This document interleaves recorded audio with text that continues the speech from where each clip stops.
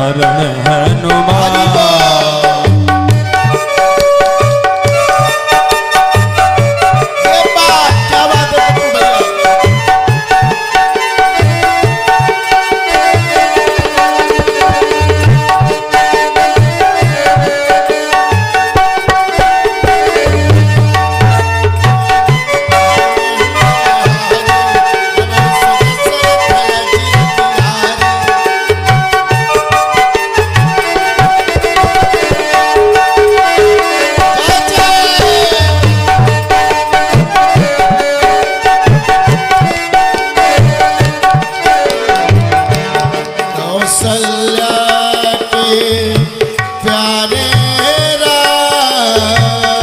कौशल्या के प्यारे राम, कौशल्या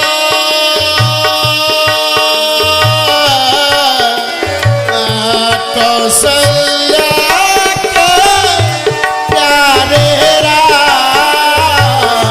कौशल्या के प्यारे राम, दशरथ राज दुलारे राम, श्री राम जय राम जय जय राम, श्री राम जय राम जय जय राम, श्री राम जय राम जय जय राम, श्री राम जय राम जय जय राम, जय जय विघ्न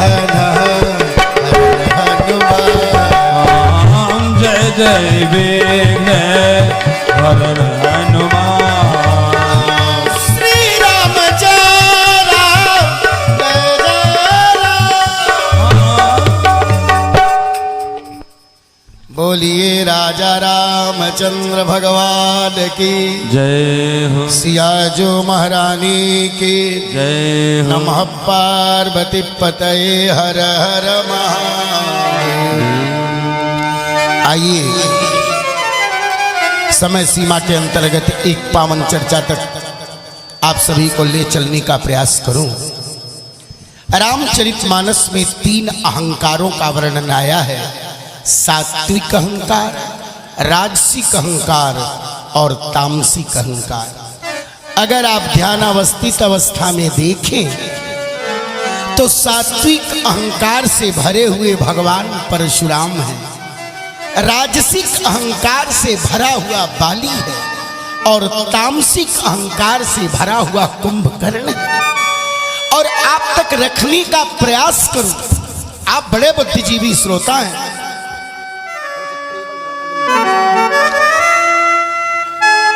आज तक धरती पर जितने अवतार हुए उनको 24 अवतार आप कहते हैं। धरती पर भगवान के कितने अवतार हुए? 24। पर इसकी गुणवत्ता ये है, 24 अवतार तो हुए पर हर बार में एक ही अवतार हुआ। पर रामचरितमानस में एक साथ डबल अवतार की चर्चा, एक साथ डबल भगवान की चर्चा संत शिरोमणि गोस्वामी तुलसीदास जी कर रहे। और ध्यान रखिएगा, जिन भगवान परशुराम की पावन चर्चा आप सुनने जा रहे हो उसमें अहम भूमिका अकारण करुणा वरुणालय पर ब्रह्म परमेश्वर भगवान श्री राम की। और कथा कहने के पहले एक बात और बता दूं तो आगे बढ़ूं। समाज को सुधारने का ही काम रावण भी कर रहा था, बदल ही रहा था, मनुष्यों को राक्षस बना रहा था। अच्छा, किसके बल पर? तलवार के बल पर। रावण समाज में बदलाव चाहता था तलवार के बल पर। भगवान परशुराम समाज बदलना चाहते थे कुठार के बल पर। लेकिन बोलना इन लोगों से बदल पाया समाज? नहीं बदल पाया। अब बहुत धीरे से कहूं और बात दिल तक जाए तो आप स्वागत करिएगा। ध्यान रखिएगा, रावण तलवार के बल पर समाज बदलना चाहता था परशुराम जी कुठार के बल पर बदलना चाहते थे, पर गोस्वामी जी ने कहा कि यहाँ के बुद्धिजीवी श्रोताओं, समाज न तो तलवार के बल पर बदलेगा न कुठार के बल पर बदलेगा। जब बदलेगा तो राम के संस्कार के बल पर बदलेगा, उसके पहले बदलने वाला। और वही संस्कार, एक ब्राह्मण का संस्कार, एक ब्राह्मण की शोभा वेद से होती है, ब्राह्मण की शोभा शास्त्र से होती है, ब्राह्मण की शोभा उसके संस्कार से होती है। भगवान परशुराम ब्राह्मण तो हैं, पर ऊपर से नीचे तक शस्त्र धारण करके सभा में प्रवेश कर रहे हैं। ते ही अवसर सुनी शिवधनु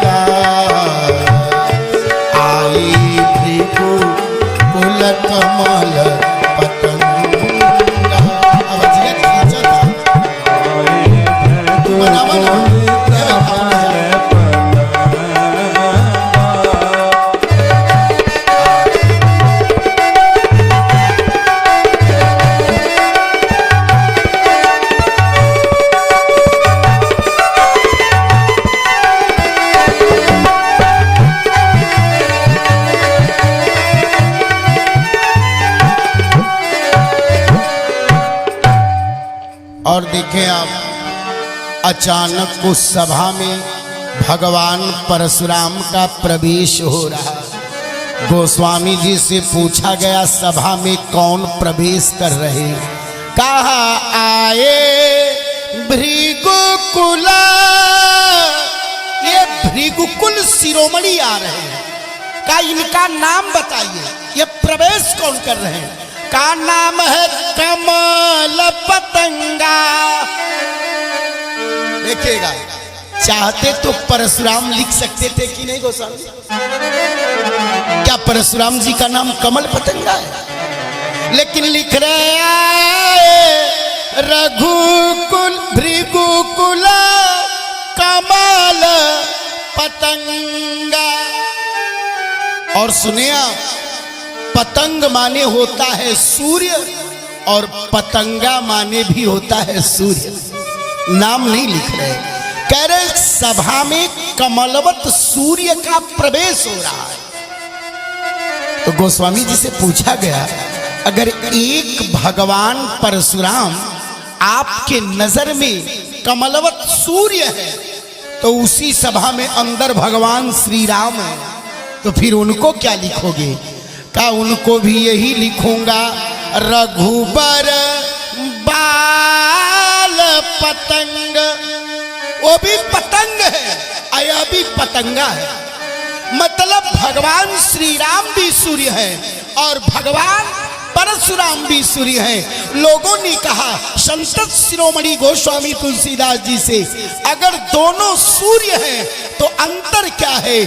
और अंतर आपके दिल तक जाए तो स्वागत करना। गोस्वामी जी कह रहे सूर्य तो दोनों हैं, बस अंतर इतना है कि परशुराम जी अस्ताचल के सूर्य हैं और राम जी उदयाचल के सूर्य हैं। एक सूर्य अस्त हो जाएगा, दूसरा उदय हो जाएगा।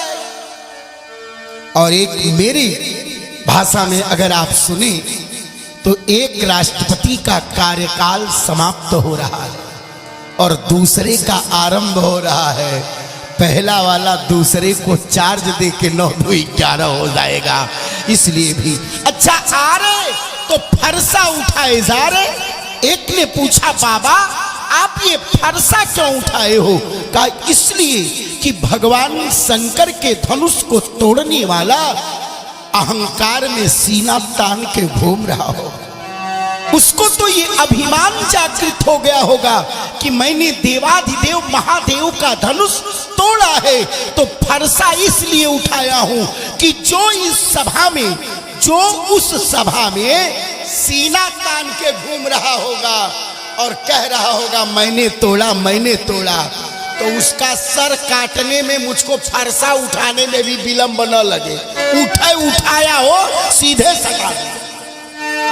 इसलिए कटी मुनि बसन तुम दुई बाधे,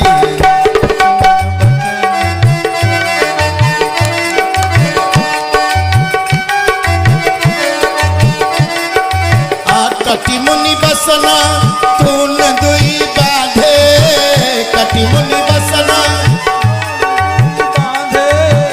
कटी मुनि बसना तुम दुई बाधे, कटी मुनि बड़ा बाबा ही कर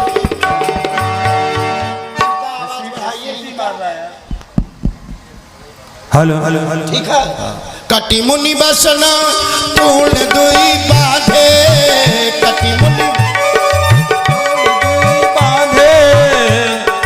माइक का खासियत ओठ सटा के बोलबा तब बोली ईसा मिलवाजा है। कटी मुनि बसन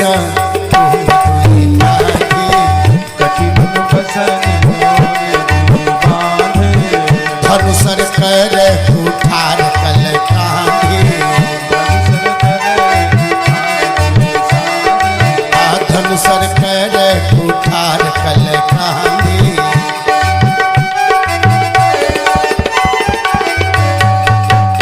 ऊपर से नीचे तक शस्त्र धारण किए हुए परशुराम जी का पदार्पण।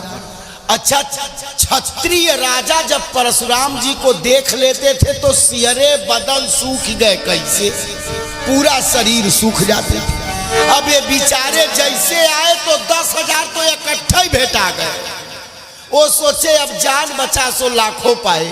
एक ने कहा एक काम करो, अपना नाम बताओ। बगल वाली ने कहा हम लोगों को कौन जान रहा है, नए जुग वाले हैं, अपने अपने बाप का भी नाम बताओ तब अपना नाम बताओ। हो सकता है कि महाराज जी पिताजी को जान रहे हो तो जान बच जाए, इसलिए पितु समेत कही कही निज नामा, अलगे करन सब दंड प्रणाम।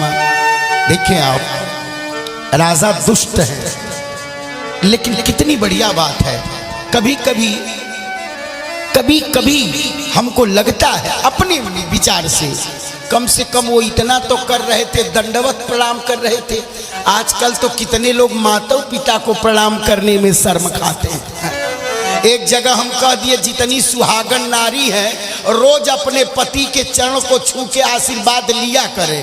तो एक माता जी खड़ी हो गई, कहीं पंडित जी सब नियम आप लोग हम ही लोगों के लिए बनाते हैं कि एकादीन लोगों के लिए भी? हम कहे मतलब कहीं रोज रोज प्रतिदिन हम ही लोग चरण छू के आशीर्वाद लेंगी कि हफ्ता में एकाध दिन ये लोग भी हम लोगों का चरण छुएंगे? लेकिन ध्यान रखना, पहले दंडवत प्रणाम था, हम संत को प्रणाम करते थे, हम में भगवंत की अनुभूति होती थी। हम आचार्य को प्रणाम करते थे, हम में आचार्यत्व आता था। हम विद्वान को प्रणाम करते थे, हम में विद्वत्ता आती थी। अपने से बड़े को प्रणाम करते थे, आयुर्विद्या यशो बलम की वृद्धि होती थी। और ध्यान रखिएगा, पर अभी प्रणाम वाली समस्या समाप्त। पहले दंडवत था, फिर प्रणाम हो गया, फिर नमस्ते हो गया, फिर पालगी हो गया, फिर बाय बाय हो गया, अब यो खत्म हो गया है। अब इसमें भी बेइज्जती हो रही है। मुंबई वाला मॉडल हम लोगों के घर लॉन्च हो रहा है। अब जा रहे हैं ड्यूटी पति तो पप्पू पापा हाय, अब हाई चला। अब सोचो, अच्छा हमारे गोरखपुर केहू मर जाला तो सीना पर ताली पीटल जा, हाय राम गइलो, तो ई मरद का शब्दवा बोलल जाला। ये हाय शब्द अशुभ में बोला जाता है। कब? अशुभ में। अभी मॉडल बन गया है। अच्छा जैसे मान लीजिए राम नाम सत्य है कि नहीं है, बोलिए सभी लोग, है ना?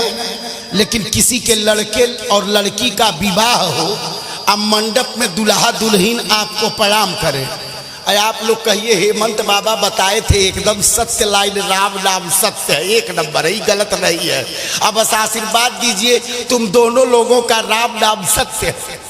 तब बोलो सब झाड़ू पीठे पे गिरेगा कि एक भी भूल जाएगा? बोलो। अच्छा आप गलत नहीं कह रहे हो। बालपन में सिखाया गया धरा धाम सत्य है, जवानी में बताया गया अर्थ काम सत्य है। अब पिंजरे का पंछी जब पिंजरे को छोड़ चला, अंत में सुनाया गया राम नाम सत्य है। पर विवेकवान लोग बैठे, औकात लगा के बोल रहा हूं, ध्यान रखिएगा। राम जैसा पवित्र शब्द अगर कुछ देर के लिए अशुभ लाश से जुड़ गया तो आप मंगल में उसको बोलने के लिए तैयार नहीं है। तो जो हाय हाय है यह शब्दवा लाशई के साथ बोला जाता है। तो जब पति को भेजोगी हाय, अब प्रणाम करोगी नहीं, हाय करके भेजोगी तो वो जाएंगे रायबरेली चौराहे पर मोटरसाइकिल चलाएंगे, मोबाइल में फोन आएगा, जो कहेंगे हेलो, 18 चक्के का ट्रक मारेगा, कहेगा चलो, ले गए। जैसे शब्दों का प्रयोग है, कम से कम राजा दंडवत प्रणाम कर रहे। अच्छा थोड़ी सी प्रकृति भी है।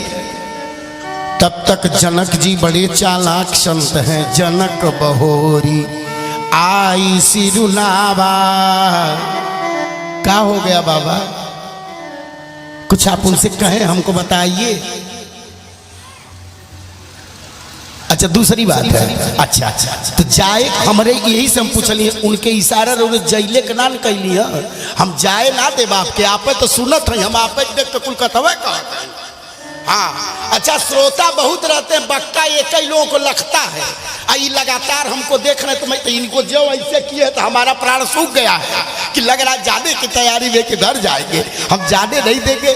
आप प्रणव में है, पिता तुल्य है, सुन रहे हैं, आपको सादर वंदन है। ऐसे ही सुनिए, एक आध घंटा और रुकिए, 2 घंटा।